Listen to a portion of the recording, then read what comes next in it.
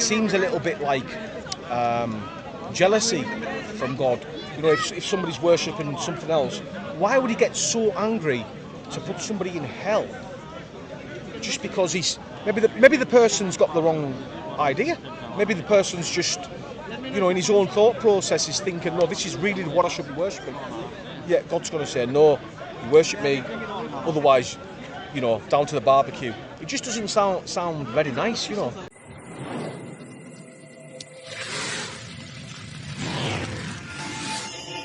Okay, Bismillahirrahmanirrahim. Alhamdulillah, salatu wassalamu ala Rasulullah. So, Paul, just so that we start, everyone knows what you're talking about. So we just met just a few seconds ago. We wanted to ask some questions on issues that I don't fully know yet, but maybe around religion, of course, maybe around God and so on. So, just tell us a bit about your, you know, what you believe first of all, and then perhaps, you know, see whether your question then resonates from that angle. I don't really have a firm belief system. I'm just open-minded about everything, you know, absolutely everything. If somebody come up to me, I mean, where I live, there's not many people come up to me preaching about God or anything like that. It's not that kind of place. Even talking about it, you probably get laughed at. But I've always been interested in it, and you know, I'm on YouTube, and I'm on, you know, so since the technology is advanced, you can learn more. You know, you don't have to have a Bible. You can read it or your Quran, and you can just go online and it's there. But what fascinates me is how far people are willing to take the religion. So, as far as I'm aware, Muslims pray 5 times a day. Yeah. They've got certain dietary laws. They can't drink alcohol. They can't do this. Now, for me, even just the thought of doing that is just, I would fall at the first hurdle. Do you think because the practicality of yeah, I mean, when you're born following it, or the whole idea of following a particular religion? I think just what's involved, you know, the rules, the regulations, you know, things like that. I mean, I try and, you know, I'll go through stages in my life where I'm like, right, I need to sort myself out, right?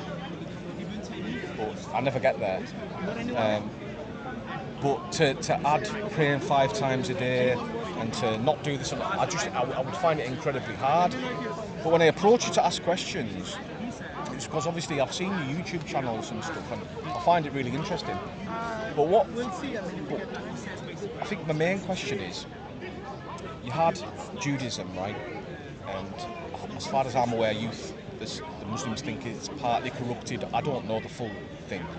And then you had Christianity, and then you've got Islam. And each message is different, you know. But why wouldn't, if it's the truth, why wouldn't God just turn around and just say, right, that hasn't worked, this is the final message. Why would he not just reveal himself to the whole world publicly? Like, you know, like the Jews say that they had a public revelation from God which is unique to their religion, you know, because normally it's give the message to the messenger, he spreads it. But the Jews say, no, he revealed himself to the whole nation. Why wouldn't he just reveal himself to the whole world if he wants us to follow him? Why do we have to kind of rely on a book that was in the Middle East, you know, relying on people to interpret it? If he wanted us to follow him, why wouldn't he just say, right, there we go, you know? So let's try to explore this a bit more. When you say God could have... People that apply that, now, if he is all-powerful, there would be some way that he could communicate to the whole world. How he would do it, I mean, I don't know. But surely, if he wanted to convey a message, it would be given to the whole world. Why was it only given to a small group of people? What if it wasn't like that? So if I tell you, in fact, this is what I asked you, if God wants to give to the whole world this message, how do you think this can be given? There are a few options. Either every individual, like you and I, we have direct revelation from God, or a particular group or nation, they have a representative who have this message, who then passes on that message to the people. Say that again. You would prefer, which is making sense to you, that the revelation from God, the message from God, the guidance from God should be given to all people, not just a group of people in the Middle East. Yeah. Because, what about the people in England, for example, or in Indonesia, in China, in Malaysia, far away, we're talking about from here, England. So either God gives guidance to nation states or tribes or communities, or he gives guidance individually directly. What do you think? Well, you said individual states. Why not just everybody? Yeah, everybody individually or collectively. Just the whole world. Just why not just reveal everything to the whole world apart from, because I'm pretty sure that when Muhammad was on his own in a cave, that he was on his own. Why just reveal it to one person on his own? Why not just reveal everything to everybody? Okay, let's address this question about everybody. You see, if God is to now appear, and a voice appear in the sky, for example, and says, I am God, and this is what I want you to do, and everyone hears it, and so on and so forth, right? There won't be any element of faith in God. People will be coerced. They will be compelled to believe in God and do exactly what God wants them to do. There will not be any chance or opportunity for freedom of choice of your own thinking at all whatsoever. Yeah, because once somebody puts a gun on your head, for example, and says, you can choose. And says, look, if you move, I'm going to shoot. And then you say, look, yeah, it's up to you if you want to move or not. Really, you're compelled already in that sense. So, if this was the way, then people would have no choice whatsoever, and the matter would have been decided. That's it. There is no ifs and buts anymore. Everyone has no choice, and that's it. You have to follow God's laws. But God has created us in this is Islamic paradigm, Islamic concept. He's created us in this world with some amount of freedom of will, free will, freedom of choice, where we can exercise our freedom of choice and verify, seek, find out and verify the message and the guidance God sends and follow that or not to follow that. That's when I'm going to make my choice. That's when I'm going to say, okay, fine, I'm not going to be that arrogant and stubborn. I would rather follow knowing that now this is the message from God. I will follow this message so that I know I will save myself from the punishment in hellfire and earn the mercy of God. Or, God will be pleased with me, merciful with me, and shower His grace for me to enter the paradise that He's created, right? This is the Islamic concept. So in this way, we don't believe God just inspires people and leaves it to them to make their own life and thinking, okay, this is the revelation I have from God. Imagine I came to you now saying, what, God, Tunka Wunka, has come to me and tell you that you have to give me all your money, all your wealth, your house, your family to me, and you serve me, and I'm your master. I am the representative of God on earth. God told me directly. What would you say about this one? You'd say, come on, are you sure? How am I supposed to know? You're just like an opportunist, right? You're trying to rob me off. So people can, if individually this guidance was left to people to make their own decisions about how to live their life, how to worship God, how to connect to God, how to behave in this world, people will come up with all these different ideas and opportunistic things like this to exploit people, like many people have done. So God in His mercy, He approached in a different way. He sends, in fact, He raises human beings from us, the best from us that He chooses from our communities, and appoints them to be prophet and messengers, so that people can then get the message from them, because they will know that these people that now who's been appointed as a prophet and a messenger of God, they have seen them, known them, that these people are the most upright. Yeah, but you see, that's a good idea, but it didn't work, did it? According to Islam, it didn't work. No, it did. Because didn't the Old Testament get corrupted? No, it did. Let me explain. So, in this way, God raises human beings to be prophets and messengers, the best among them, because he's the one who taught them to be upright, taught them to be, almost perfect, in the sense we're talking about perfection of character. So there would not be one who would be cheating, lying, deceiving. There would be one who would say, had I been like them. Okay. That's how they would want to be emulated or imitated in terms of their roles and their character. So God, in the past, He hasn't left any nation, or when we're talking about a tribe or communities, without sending or raising a prophet or a warner to them, telling them that yes, you're a creation, I have created you for this reason, and this is what you're supposed to do. So as Muslims, this is one thing to clear. God doesn't punish people unless He sends a warner telling them this is what you should be doing and this is what you should be avoiding. Because punishment is when you do things that goes against God's will, right? God tells you do not lie, and you lie, and then you may be liable for punishment. So does that mean that anybody who doesn't read the Quran and doesn't read the...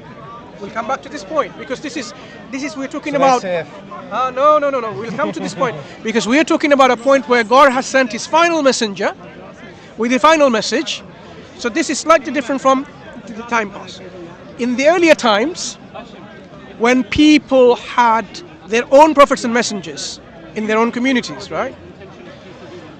The people elsewhere in a different community, thousands of miles apart, they weren't supposed to follow this, because maybe they haven't heard anything about them, because the distance between them is so great that you can't even travel to go there, let alone having the means of transportation at that time, sailing across the sea and so on, right?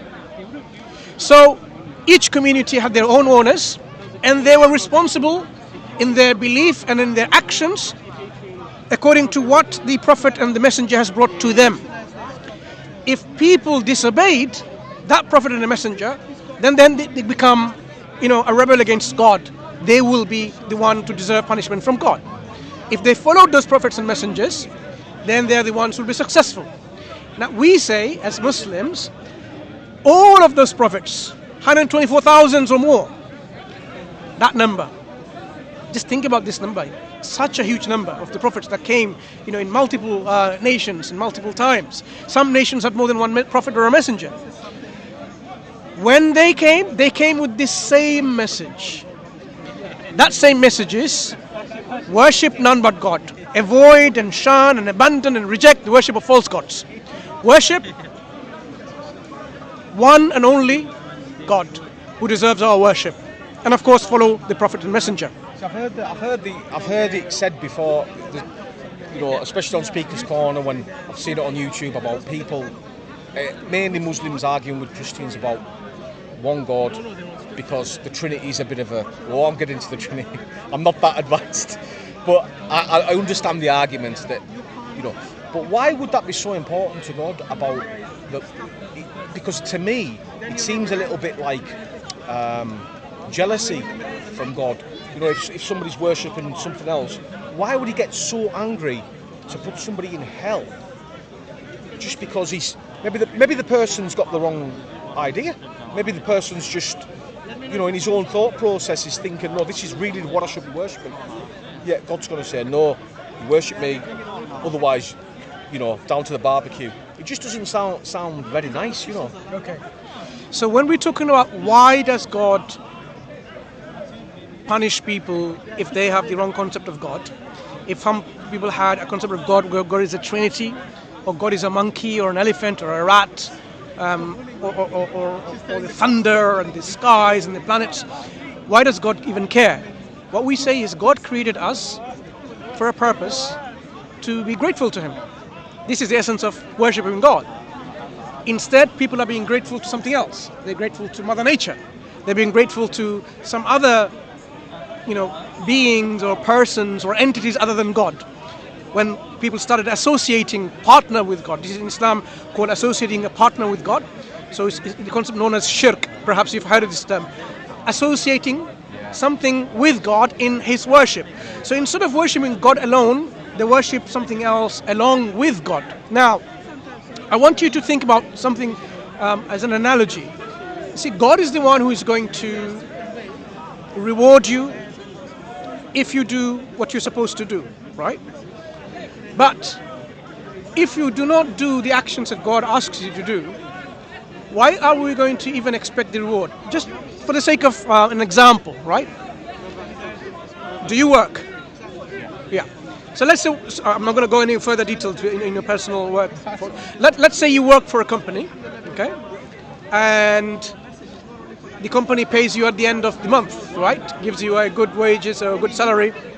And you have certain rules and principles and policies that you have to follow as you are an employee of this organization. You have to turn to work on time.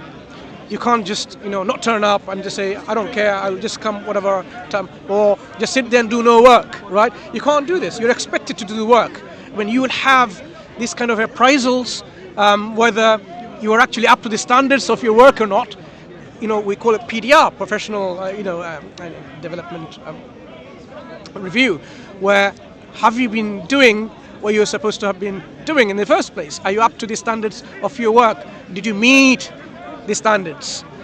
If you start bullying other people, other employees, and rob, cheat, and destroy the company's properties, you will fall under a lot of rules and regulations from the company where, against harassment, against bullying, against a lot of things like, company's properties that you're damaging and so on.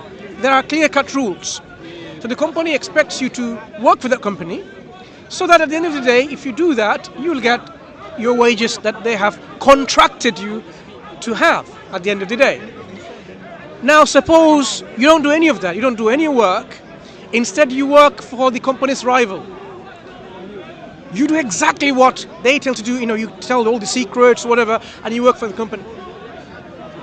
Do you really think your company that you work for, the organization, should really, give you the salaries and wages at the end of the month and say, there you go, you've done a great, excellent work? You wouldn't. No. Do you agree that? You wouldn't. I see what you're saying. But I'm just giving one example. No. And I will continue to make my point. Yeah. I totally understand where you're coming from. But what I would say is, when you go to a job, you sign a contract, and you're expected to do a certain amount of work, right? And if you don't do it, and you know what's in for you, as humans, because you're relating it to the rewards with God, I'm assuming. None of us asked to be here. None of us asked to be here, did we? So we're just here, and it seems like it seems to me like we're just up at. We've got a battle from day one that we've got to do this, got to do that. Otherwise, it's. But it's your choice, though. You see, when we are not asked, we haven't asked to be here. The fact that we have been created itself, we need to understand that someone gave us life, or we already are in debt. You see, someone gave us life, gave us the means to enjoy this life. I mean, you enjoy smoking, for example, earlier on you were saying. Someone gave you this privileges to have enjoyment, friendship, nice food, how you interact with people and so on. There's a lot of things you enjoy, okay? Let's not go into all the details, but we know human beings, we can enjoy a lot of things. The one who gave us all of this, given us the life to enjoy it, we are already in debt to this God. So it's not about like, I didn't ask you to be here. We are already in debt. What about all the pain? I mean, I don't know, this is the question that you've probably heard a million times, like, why is all the pain in the world? And I've heard different arguments. I mean, I can't speak for what you're about to say, but I've heard the arguments, it's a bit like when I can't remember, there was a Muslim I heard on, and he said something about the pain that you have when you're a child, I think, and he said you don't remember the pain. Or it's a mother, no, that was it. It's when a mother gives birth. She's going through all the pain. But then when the pain's gone, you don't think about the pain. But there's situations where there's pain where you think, hang on, like with a child, where it's because I've heard about the ozone layer, pollution and all that kind of thing. But let's talk about a little girl walks along, trips up, splits her nose, ends up dying. That's unnecessary pain, and this little girl didn't ask to be born and to feel that pain, and so you could flip it both ways, I suppose, couldn't you? Okay. So you see, pain, sometimes you need to understand that is a relative thing, right? It has its good and it has its other functions and purpose. We say we are taking a journey. In this journey, we have to develop ourselves, we have to grow, and we have to, in a way, perfect ourselves as much as we can, so that then we can go to the next phase of our life. So pain has a function. To give you one example of a good thing about pain, this is why God also tests us with sufferings. Suppose you didn't have any nerve endings which responses to pain, and then you had at the back or something losing blood through one of your blood vessels. You probably not noticed anything, right? Maybe loss of sensation of even the feelings that's there, and then suddenly you drop dead. Pain tells us something's wrong in our body. Okay, so when you eat something bad, nasty food, right, junk food, you feel pain in the stomach. You might vomit. You might have diarrhea. Why? Because that thing is not good for you.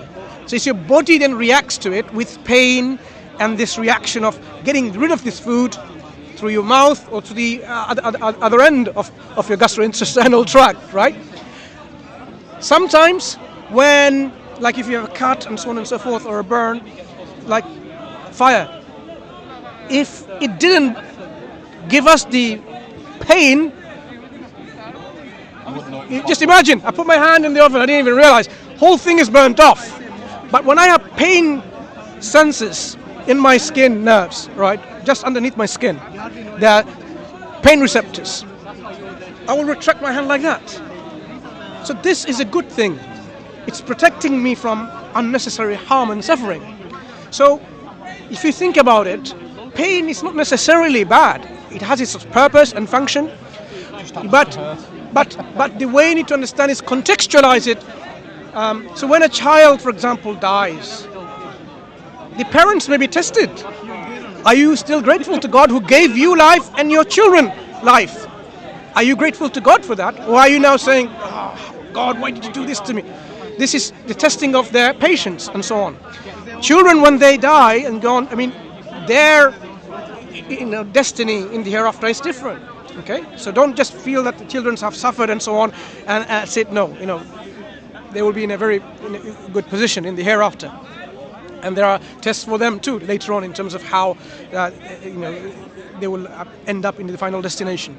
So when we think about, say, the cancers people get, earthquakes and malarias and whatnot, right? A lot of things. Ask yourself, many of the things are induced by us. We created holes in the ozone layer, very, cosmic rays which are very damaging to us. Now they can enter, passing this layer, because we have like a canopy of this world with our atmosphere, different atmospheres, where it will reflect back all these different bad cosmic rays and some, right? If we create a hole in this canopy, it will come through and then will give us a skin cancer and so on and so forth. We food junk and lots of chemicals in our food. We put them in there during manufacture of food. Even, for example, they want to make the eggshell so strong, they put some chemicals, manganese, whatever. If you think about it, we are poisoned in various ways in everything, what we eat. There is no such thing as natural food anymore. These things have an effect on our body, carcinogens. Many of the things are carcinogens. We only realize much later after suffering and say, you know what, eating these kind of things, now you realize you're exposed to these chemicals which gives you cancer. We were responsible for this. I would agree. Certain things, yeah, very good. Certain things like regions of this earth where there is earthquakes and so on. God doesn't want us to live just because, in that area. The whole earth has been created by God. We have made artificial boundaries, in terms of the nation states, and we put restrictions of travel in between and going and so on. And that's why some people that could have easily moved from that place, which is very, prone to earthquakes and suffering, people die from there, and other places, there, thousands and thousands of acres were just empty. No one is living there because there are not people to settle there, right? We have created these artificial boundaries and stopping people from moving in there. So some things can be man-made, like in the Quran, God says, ظهر الفساد في البر والبحر. Corruption has occurred in the lands and the sea for what man has done. And God says, so we can taste some of the things that we've done. We have corrupted the sea. We have corrupted the sea in such a way that we have polluted the sea. We've killed, the natural life in the sea waters, or even the rivers, or on the canals, or on the streams. We have corrupted or polluted the air. These air pollutions by industrializations with all these, things that goes into the air by our industry. We have done all of this. So we have corrupted many things. So many things we are suffering and seeing the bad effects because what we have done. Okay? So when we talk about pain and suffering, we need to really contextualize and say, really, who are we to blame? Who are we blaming in the first place? Okay? So it is a very broad thing to understand and contextualizing it. Just want to return, if you don't mind, to the question about what we say, how God created or raised prophets and messengers from different nation states, all came with the same message of the oneness of God. In Arabic we call tawheed or monotheism, which is you worship none but God in His oneness without giving or ascribing any partners to this God. This has been the consistent message throughout. Every prophet from every nation, they brought this message to the people. Those who followed this message, they were called Muslims. Someone who submitted and surrendered their will. So they are a Muslim, and that message was called Islam, submission and surrender to God, of worshipping God alone. What happened is this: when people saw the message came to them, some of them believed, some of them didn't believe because they had their own free will, right?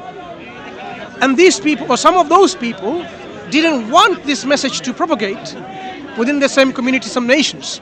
And when they were powerful enough, they started corrupting their message that was given. Because when the messenger or the warner or the prophet has passed away, you have the believers now passing on this message. But these powerful elites within the communities, they have a mission and an agenda to corrupt this message because it goes against their own interest. Imagine the message says, do not give usury and interest to people, but give them in charity or help them without an interest. But these people, like our banks today, you borrow £1,000 and you have to give £1,500 back because they're robbing you by your weakness. They're exploiting your weakness. That's the greed they have. They want to make money, but rather than saying, okay, you know what, you're in need, let me give you this money that you need and pay me back the same. That's not it.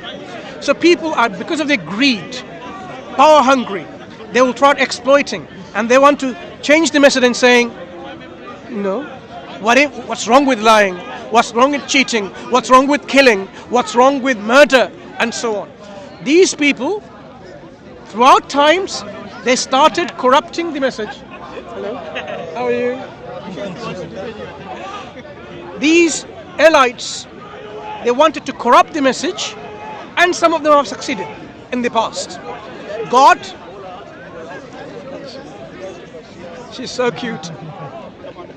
Some of them and succeeded in such a way that the message that was original is no longer to be seen as the same.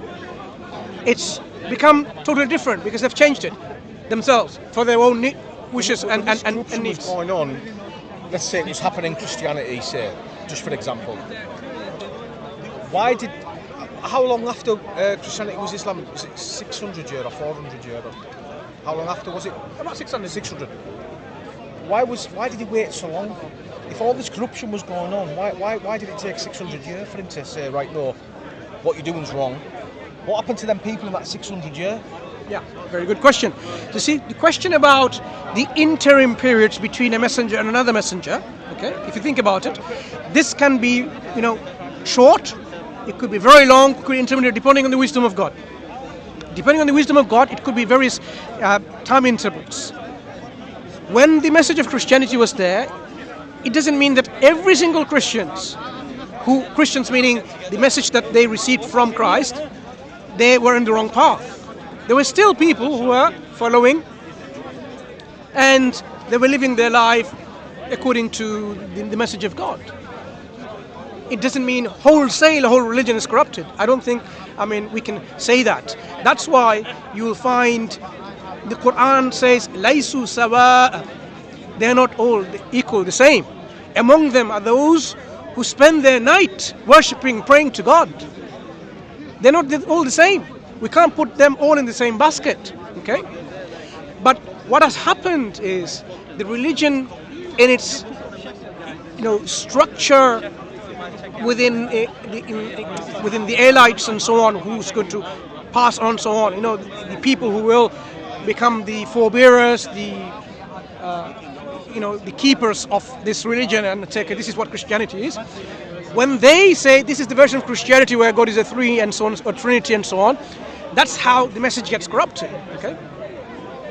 Within Arabia, there were still some Jewish people who were following the laws of God, and they were waiting for a prophet to come. They were waiting because within the scripture they knew God's going to send another prophet, and they were waiting in Arabia. Just like Paul, when he converted to Christianity, he didn't go to Jerusalem straight away. When he went, he went to Arabia.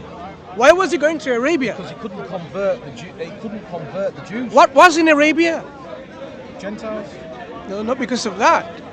Because in Arabia is where the prophet is to be awaited for. That's what the Jewish people are waiting. So, your question about 600 years, what happening with these people? If people did not have the message in clarity and clearly, they would not be accounted for. And this is the constant message of God. God punishes those people once the message has come to them. So if they did not receive the pristine, clear message, they will be judged according to their intellectual understanding of reality, whether they actually use their intellect and come to believe that God is one and to be worshipped alone or not. In the Quran, there is a chapter which tells us that in the hereafter, when the people who deserve to go to hellfire and the angels are dragging them in chains, in shackles, they were asked by the gatekeepers of angels to these people, didn't there come to you prophets and messengers, warn us? You know what they will say? Yes, Bala. Certainly they did came, but we belied them, we rejected them, we denied them. But then they will confess. They would say, had we but listened to those prophets and messengers, or used our aql, used our intellect, we would not have ended up in this place. So there is a dual role. One is the role of obeying and following a prophet and a messenger, okay, as you have heard or seen the message from that prophet and messenger. At the same time, the role the intellect plays, that we have to use our mind, our reason, our intellect. If we didn't, then you could have believed in anything. You could believe this microphone is God, right? Some people, you'll be surprised. So this period, the people will be judged with justice. They would not, in fact, God tells us no one will be judged even to the very atom weight of injustice. God is that just. He's not even unjust, even to the atom weight of things, to his slaves, to his creations. So when we say that people in the past, like say in Judaism, what happened? When the messengers and prophets came, they killed those prophets and messengers. Whether it's Zechariah and a few others, God in his mercy sends up another prophet, reminding them, look, I remind you again, because this is his mercy. And some listens, some don't. So throughout different nations and history, prophets were sent and the message was there like this. Those people who followed, they're the successful ones. And those who corrupted it, they will have their justice meted out to them. And those who, wrongly changed the message of God, they will be in a very bad consequence in the hereafter. So if you think about it, the message of Islam is universal. It is something that can be reached even by the intellect alone. If you didn't hear anything about Islam and you were there, say 5,000 years ago, in a remote island, you can still come to the conclusion, using your untampered, uncorrupted intellect, that there is a creator of this cosmos, of this reality. And there is a reason of your creation, that you should be thanking and worshipping and being grateful to this creator alone, without any, and you should maintain a good way of life, because God has also instilled within you فَأَلْهَمَهَا فُجُورَهَا وَتَقْوَاهَا. He has inspired within you the good and the bad. You see, God has already inspired within us the bad, the evil and the good. It's not that we left us without, we don't know what bad is. Every single human being should know that killing is bad, murder is bad. I suppose what you say, you've just struck a point there where you said every human being should know. I think that's one of the questions, right? Say somebody is not religious, doesn't follow Christianity, Judaism, Islam, whatever. Who deserves the better reward? Somebody who doesn't kill somebody because he feels it in himself. He hasn't read the Quran, but he feels it in himself that he shouldn't kill. Or the person who reads the Quran where it says you shouldn't kill. To me, the person who feels it, he deserves just as much of a reward because he feels it himself. Now, I know you can go back to, people think that things are right and things are wrong, and you can argue, who says you're right and wrong? But we all know, like you say, you should know that it's wrong. So I think the person that feels it, he may not be religious, but he should get a reward just the same. But I would love to talk to you all day, but I've got to go because I'm going to meet my missus because she's been shopping. But I've just got one more question for you, if you don't mind. Do you believe that Jesus is the Messiah prophesied in the Jewish Bible? So we believe Jesus Christ is the Messiah the Jewish people were expecting. Jewish people were expecting the Messiah to come to save them from the political oppression and suffering that they were already suffering under for a long time. So Christ will come. Christ means the Messiah. He will come and he will deliver the people from this. And he will also come to tell them about a good news, a prophet to come after him that they should follow, and that prophet is Ahmad, or Prophet Muhammad sallallahu alaihi wasallam, who will be the final messenger. So indeed, this is part of our articles of faith, that we believe in the prophets of God, and he is a prophet of God who's the Messiah to the Jewish people. See, the reason I ask is because with us being interested in religion, there was a Jewish rabbi from the 90s. He's dead now, and I've watched a few of his lectures, and he hated Christian missionaries. Hated it. He said because he actually said he'd rather have the Holocaust than Christian missionaries trying to steal the Jewish soul, because to go against your own faith is the worst thing you can do. But one of the things he said, look, it's as simple as this. He said Jesus can't be the Messiah. He said because he wasn't a descendant of King David. He was a descendant through his mother's side, through Mary, but in Jewish tradition, it's got to be through paternal line only. So the mother defines the religion, but tribal affiliation is through father to son. Well, he didn't have a father, did he? So how could he be the Jewish Messiah if in Jewish tradition he's got to be a descendant of David through paternal line? Yeah. So the Christians, not Christians, the Jewish people who are still Jew and has not accepted Christ, they have their reasons why they do not accept Christ as the Messiah. Okay. As Muslims, we have our own criteria in terms of what constitutes a prophet and a messenger of God, how they're appointed and so on, and how the Jewish people are misled in thinking that he's not, and how the Christian community are misled in thinking that he's more than a Messiah, he's God or Son of God. I mean, but because of the shortage of time, this is a discussion we can have another time. But I want to just leave you with this this message that you are a very nice, open individual who's thinking about all of these things. It's not that you don't care, you do care. Paul, when you say you certainly do care. In your heart, you have a very good heart. I can clearly see that, and you are seeking and longing for the truth, and you will have it. God guides those who seek the truth. This is what God tells us. What you need to do is to come to the correct understanding of how we can come to this truth of God and what sort of tools are we going to use.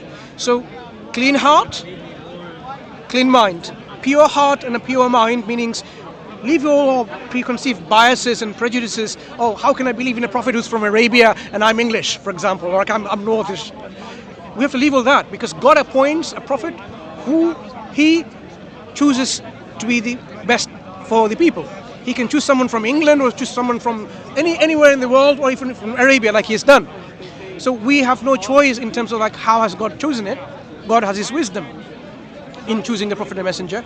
We have to analyze and verify it. So when you look at the Prophet Muhammad sallallahu alaihi wasallam's life and his teachings and his character, you analyze and say, does this fit the characteristics of a prophet of God? Does his teaching resonate with the message of God that God would send about worshipping Him alone, about heaven and about hell, about being good here, be good to your neighbor, good to your mother, good to your father, good to your children, and so on? Does it resonate, the message? Look at what He has brought, the Quran. Does the Quran itself provide evidence for itself as from God? Is it something that people can just say, oh, I can bring something like it? Or does the Quran say, no, this is a book with its own evidence, it's from God, with His own messages? So when you analyze and start scrutinizing and verifying it, you will have no other choice but to say, I am satisfied. I am content that this is Islam, the true religion from God. In fact, this is what I'm seeking for. This is the messenger that I'm seeking and I'm looking for. And this is the Quran, the guidance that I'm seeking for. And this is what, when you do that, the belief will enter in your hearts already. What you will then do is make that belief and you declare it with your mouth that yes, I am declaring that I'm a Muslim, submitter to God alone, worshipping God alone without any partners and following Muhammad sallallahu alaihi wasallam as the last messenger. And then you will manifest that into actions. That say, I know what is good for me because God tells me what to do. God tells me avoid those foods and have these foods. Dietary laws, remember mentioned, because it's good for us. Blood, dead meat, so on, and things that God says, these because they are bad for us.